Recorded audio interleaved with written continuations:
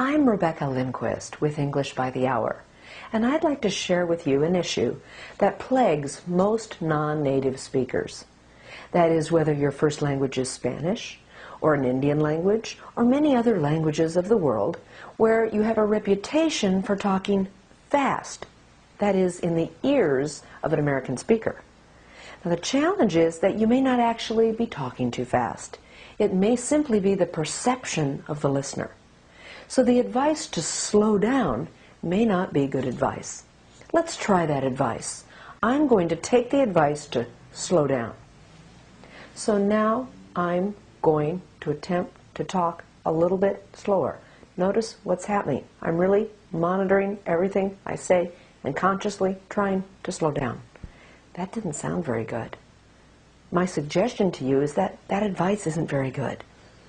What do you want to do instead? The first step is to look at your breathing. Notice I'm breathing and speaking from the diaphragm. Nice long breaths. What if I stop doing that? Most non-native speakers speak in this region, clavicularly or thoracically. If I speak thoracically, it sounds like this.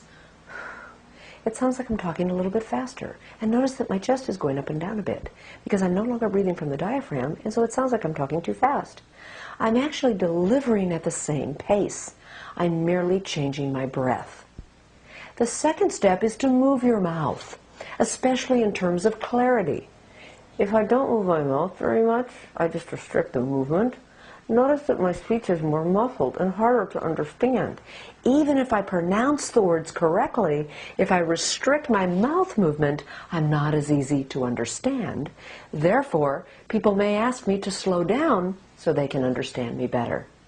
So 2 prerequisites: breath and exhaling and mouth movement.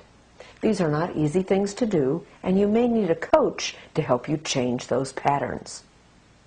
The third issue is the most important in terms of how to slow down, and that is the length of the sounds.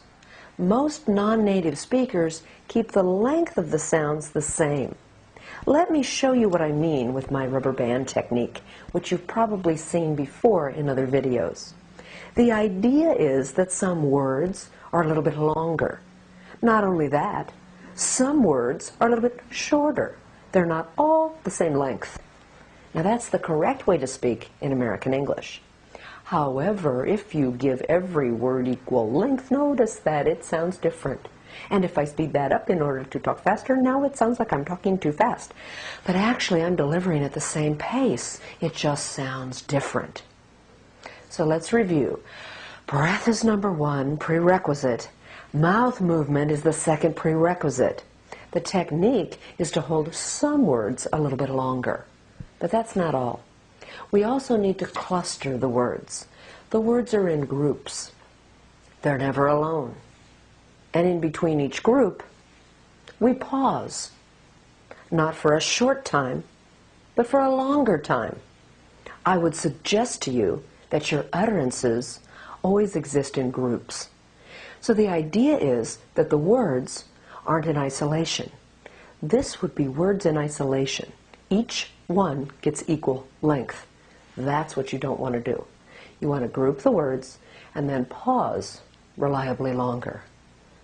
If you do these techniques and follow the prerequisites I mentioned, you will create a tremendous result in your speech that will make your listeners see in their eyes, or more likely in their ears, more importantly in their ears, that you're speaking more slowly.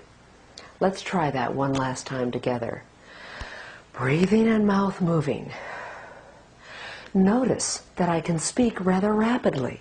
I'm not talking slowly, but it sounds natural, it's easy to understand, and I don't have to slow down.